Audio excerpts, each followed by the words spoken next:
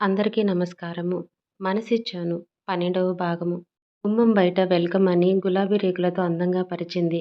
ఆ వెల్కమ్ చూడగానే నవ్వి నాకోసమేనా అని అడిగాడు అతను.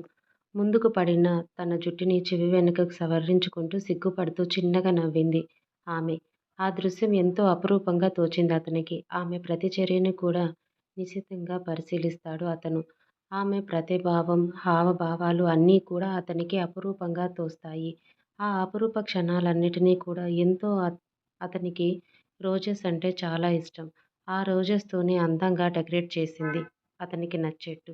అతనికి ఎంతో ఇష్టమైన రోజెస్‌తోనే తనకి నచ్చినట్టు ఉండే అంటే అతనికి ఎంత ఇష్టమో మాటల్లో చెప్పలేడు. ఆమె చెప్పిన ఈ వెల్కమ్‌ని జీవితాంతం గుర్తుపెట్టుకుంటాడు. అతనితో కలిసి ఇంట్లోకి అడుగుపెట్టింది. ఆమె మొదటిసారి ఇద్దరూ కలిసి తొలి అడుగు వేశారు. ఆ మాత్రం దానికి ఆమె మనసు పొంగిపోయింది. పురివిప్పి ఆడే మయూరమై అయింది. అతని అరచెయ్యి ఆమె అరచేతిని పైన వేస్తూ ఉంటే అతని వైపే చూస్తూ అతని చేతిని గట్టిగా పట్టుకుంది. ఆమె అరచేతిని అంతకంటే గట్టిగా పట్టుకున్న అతన్ని చూస్తూ అతని భుజంపై తల వాల్చింది ఆమె. ఇద్దరూ అలానే నడుచుకుంటూ వెళ్ళి సోఫాలో కూర్చున్నారు. క్యాండిల్ లైట్ డిన్నర్ అతనికి ఎంతో ఇష్టం. ఎప్పుడో మాటల్లో ఉన్నప్పుడు చెప్పుకున్న విషయాన్ని ఆమె ఇంతలా గుర్తుపెట్టుకొని అతనికి సర్ప్రైజ్ ఇస్తుందని అతను ఏమాత్రం ఊహించలేదు. అతని భుజంపై తల వాల్చి ఆమె భుజం చుట్టూ చెయ్యి వేసి ఎన్నో కబుర్లు చెప్తున్నాడు అతను. ఆ కబుర్లని మైమరిచి వింటుంది ఆమె. కబుర్లతో కాలక్షేపం చేయటమేనా? ఇంకేం లేదా? అని అడిగాడు అతను. అతని భుజం పైన నుంచి ఆమె తలను లేపి అతని వైపే చూస్తూ మీకోసం స్పెషల్ సర్ప్రైజ్ ఉంది రండి అని అతని చేతిని చొరవగా పట్టుకొని డైనింగ్ టేబుల్ దగ్గరికి తీసుకొని వెళ్ళింది. టేబుల్ పైన 5 క్యాండిల్స్‌తో రౌండ్‌గా లవ్ సింబల్ వచ్చేలా అరేంజ్ చేసిందామె. ఆ లవ్ సింబల్ మధ్యలో అన్నీ రోజ్ పెటల్స్‌తో నింపేసి డిషెస్ అన్నీ కూడా ఫ్లవర్ ప్రింటెడ్ ఉన్న బౌల్స్‌లో నింపేసింది. ఎంతో ఇష్టమైన వంటలు అన్నీ కొసిరి కొసిరి ఆమె వడ్డిస్తూ ఉంటే ఎంతో ఇష్టంగా ఆమె వండిన వంటలను తిన్నాడు అతను. బోలెడు కబుర్ల మధ్య డిన్నర్ ముగిసింది.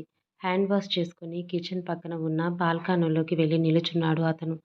దూరంగా అందంగా కనిపిస్తుంది చందమామ. అచ్చు ఆమె మోముల. అతనిని వెనుక నుంచి కౌగిలించుకుంది చొరవగా. ఈ చర్య ఆమె నుంచి ఊహించలేనే లేదు అతను.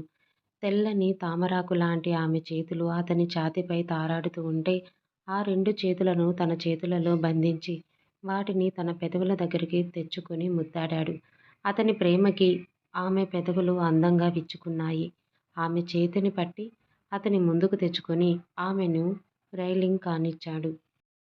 ఆమె వేలు అతని బటన్స్‌తో ఆటలాడుతూ ఉంటే ఆమె ముదిమి పట్టి ఆమె మోము పైకెత్తి ఆమె నుదుటిన చిరుముద్దు ఇచ్చాడు అతను. బటన్స్‌పై ఉన్న ఆమె చేతులు రెండిటినీ అతని కాలర్ దగ్గర ఉంచి అందంగా నవ్వింది ఆమె. ఆ దృశ్యం అప్పటికే సెట్ చేసి పెట్టుకున్న ఆమె కెమెరాలలో క్లిక్ క్లిక్ మనిపించింది. ఆ ఫోటోని అపురూపంగా తడుముతూ ఆమె కళ్ళ నుండి కన్నీరు జాలువారాయి. ఉలిక్కిపడ్డట్టు కళ్ళు తెరిచాడు అతను. బలంగా స్టీరింగ్‌పై తన చేతితో కొట్టి కారు దిగి ఆమె ఇంటివైపు నడిచాడు అతను. ఆ నిశీధి చీకటిలో మెల్లగా నడుచుకుంటూ వచ్చి ఆమె ఇంటి మెయిన్ డోర్ ఓపెన్ చేశాడు ఆర్య. అతని రాక ఆమెకి ముందే తెలుసేమో. డోర్ లాక్ చేయలేదు. లోపలికి రాగానే నేరుగా ఆమె బెడ్‌రూమ్ డోరు నెట్టగానే అది కీచ్‌మంటూ తెరుచుకొని దుప్పటి కింద ఫేస్ మాత్రమే కనిపిస్తూ బుజ్జి కుందేలు పిల్లలాగా ముడుక్కొని ఆమె కనిపించింది.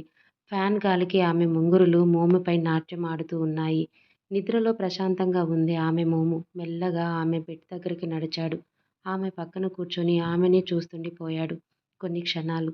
మెల్లగా అతని చేతిని ఆమె మోము దగ్గరికి తెచ్చి మొహంపై పడిన వెంట్రుకల్ని సవరించాడు. అవి ఆమె కన్నుల దగ్గర అంటుకుపోయాయి. అతనికి అర్థమయ్యింది ఆమె ఏడిచింది అని. అది కూడా తన వల్ల అని తెలియగానే అతని మనసులో చెప్పలేని బాధ. అతని చేతి స్పర్శకి కొద్దిగా కదిలి ఆమె మోముపై ఉన్న అతని చేతిని తన 2 చేతులతో పట్టుకొని చెంపకి ఆనించుకుంది. ఆమె పెదవులు నిద్రలో సన్నగా విచ్చుకున్నాయి. ఆ పెదవుల వంక చూసిన అతని కళ్ళు నవ్వాయి. ఇలా మౌనంగా ఆమెను ఆరాధించటం అతనికి చాలా ఇష్టం.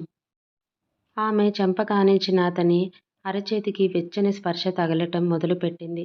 ఆ వెచ్చని స్పర్శ తగలగానే అతని కళ్ళు చిన్నగా అయ్యాయి. తను లెఫ్ట్ హ్యాండ్ తీసుకొని ఆమె నుదురు చెంప మెడ దగ్గర చెక్ చేశాడు. ఒళ్ళు కాలిపోతూ ఉంది. వెంటనే అతనిలో కోపం కట్టలు తెంచుకుంది.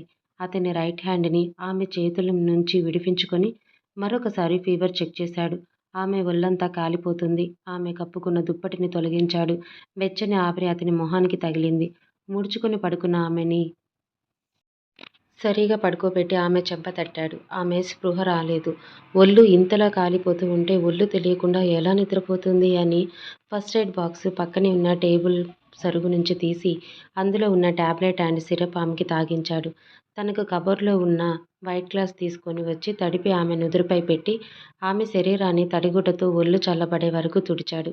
గిన్నెలో ఉన్న వాటర్ మార్చుకు రావటానికి వెనుతిరగగానే ఆ పెట్టి ఎదురుగా వాల్‌పై హ్యాంగ్ చేసి ఉన్న ఫోటో చూడగానే అతని దవడ కండరాలు బిగుసుకున్నాయి. అతని చేతిలో ఉన్న బౌల్ కింద పడి శబ్దానికి ఉలిక్కిపడి లేచింది ధృతి. ఆమె ఎదురుగా వెనక్కి తిరిగి ఉన్న ఆర్య కనిపించగానే ఆమె బిగుసుకుపోయింది.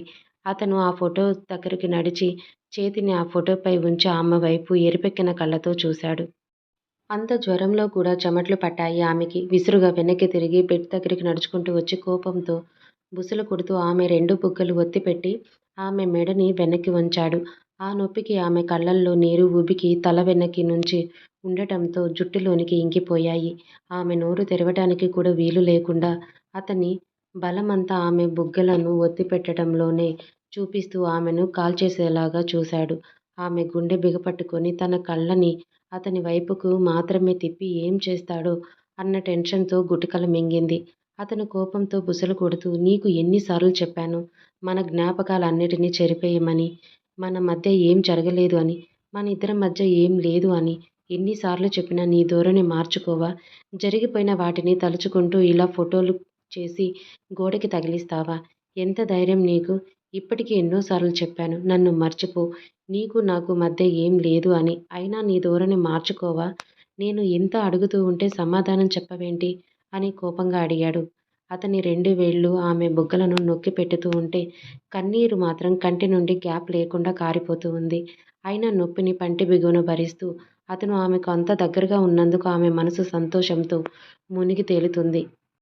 అయినా నిన్ను నా కోసం ఏడవద్దు అని చెప్పాను కదా! ఎందుకు ఏడుస్తున్నావు? ఇలా ఏడ్చి జ్వరమెందుకు తెచ్చుకున్నావు? అర్థమైందా? నీకు ఒళ్ళు తెలియకుండా బెడ్‌పై పడి ఉన్నావు. ఇంటి డోర్లు లాక్ చేశావో లేదో కూడా తెలియనంత పిచ్చిలో మునిగిపోయావు. వచ్చింది నేను కాబట్టి సరిపోయింది. అలా కాకుండా వేరే ఎవరైనా వస్తే పరిస్థితి ఏంటి? అంత ఒళ్ళు తెలియని తనమేంటి నీకు? ఇంకా చిన్న పిల్లవి అనుకుంటున్నావా? జాగ్రత్తలు చెప్పటానికి. అయినా నీ సెక్యూరిటీ నువ్వు చూసుకోలేవా? స్కూటీలో వస్తున్నప్పుడు స్కూటీలో పెట్రోల్ ఉందా లేదా? టైర్స్ బాగున్నాయా లేదా? అసలు దానికి కండిషన్ ఎలా ఉంది అని చెక్ చేసుకొని కదా ఆఫీస్‌కి బయలుదేరేది. అది ఎక్కడో అటు ఇటు కాకుండా నిర్మానుష ప్రాంతంలో ఆగిపోతే లిఫ్ట్ కోసం ఒకళ్ళ దగ్గర చెయ్యి చాచాలా నువ్వు? అదే తెలిసిన వాళ్ళు కాబట్టి సరిపోయింది. అదే వేరే ఎవరో అయితే నిన్ను కార్‌లో తీసుకొని వెళ్ళి ఏదైనా చేస్తే అప్పుడు ఏంటి పరిస్థితి? మరీ బుర్రలేని దానిలాగా బిహేవ్ చేస్తున్నావు ఈ మధ్య. ఆఫీస్ నీకు హౌస్, కార్ అన్నీ ప్రొవైడ్ చేస్తుంది. నువ్వెందుకు వద్దంటున్నావు? పొగరా నీకు? అని ఈసారి గట్టిగా అడిగాడు. అతని అరుపుకి ఉలిక్కిపడింది ధృతి. రేపటి నుంచి నువ్వు ఆఫీస్‌కి క్యాబ్‌లోనే వస్తున్నావు. ఆఫీస్ క్యాబ్‌లోనే వెళ్తున్నావు. ఇక ఈ ఇల్లు అంటావా? ఇది నీకు సెంటిమెంట్ కాబట్టి నేనేం చెప్పటం లేదు. నీ కోసం ఒక కేర్ టేకర్ కూడా ఇక్కడ ఉంటుంది. కాదు అని అన్నావు నీ గొంతులో ప్రాణం గొంతులోనే తీసేస్తాను. ఇంత జ్వరం వచ్చి జ్వరంతో ఒళ్ళు తెలియకుండా బెడ్‌పై పడి ఉన్నావు. ఆ జ్వరంలో ఏదైనా జరిగితే ఎవరిది రెస్పాన్సిబిలిటీ? పిచ్చిదానిలాగా బిహేవ్ చేయకు. ఇకనైనా నాకు నా ఆలోచనలకి ఎంత దూరంగా ఉంటే అంత బాగుపడతావు. నన్ను అర్థం చేసుకోవాలని కానీ, నా ఆలోచనలను అందుకోవాలని కానీ ఎప్పుడూ ట్రై చేయకు అని సీరియస్‌గా ఆమె కళ్ళల్లోకి చూస్తూ అన్నాడు. ఆమె కంటి నుండి కారుతూ ఉన్న కన్నీరు చూడగానే ఎక్కడ? అతను మనసు చెలించి ఆమె 2 బుగ్గల్ని వదిలేశాడు. అతను పట్టుకు ఆమె బుగ్గలు 2 కమిలిపోయాయి. ఆమె ఫేస్ చూడలేక విసురుగా వెనక్కి తిరిగి తన కోపాన్ని కంట్రోల్ చేసుకుంటూ ఉన్నాడు ఆర్య. ఓపిక లేకపోయినా మెల్లగా బెడ్ దిగి నిల్చుని ఇప్పుడు ఇదంతా నాకెందుకు చెప్పావు నువ్వు? అని అడిగింది ధృతి మెల్లగా.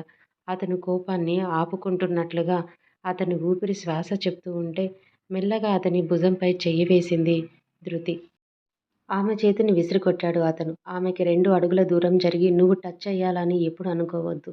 నేను లిమిట్స్ క్రాస్ చెయ్యొద్దు అని సీరియస్‌గా వచ్చింది అతని గొంతు. ఇదే మాట నేను మిమ్మల్ని అడిగితే మీరేం సమాధానం చెప్తారు? నన్ను క్వశ్చన్ రైజ్ చేసే రైట్ నీకెక్కడిది? మరి నన్ను క్వశ్చన్ చేసే రైట్ మీకు ఎక్కడిది? నా ఇష్టం వచ్చినట్టు ఉంటాను. నా ఇష్టం వచ్చిన వాళ్ళతో మాట్లాడతాను. నా ఇష్టం వచ్చినట్టు తిరుగుతాను అన్న ధృతి మాట పూర్తి కాకముందే ఆమె చెంప చెల్లుమనిపించాడు ఆర్య. అతని దెబ్బ తాకిడికి వెళ్ళి బెడ్పై పడింది. చెంపన చెయ్యి పెట్టుకొని కన్నీళ్లతో ఆర్య వైపు చూడగానే అసహనంగా ఫేస్ పక్కకి తిప్పుకున్నాడు.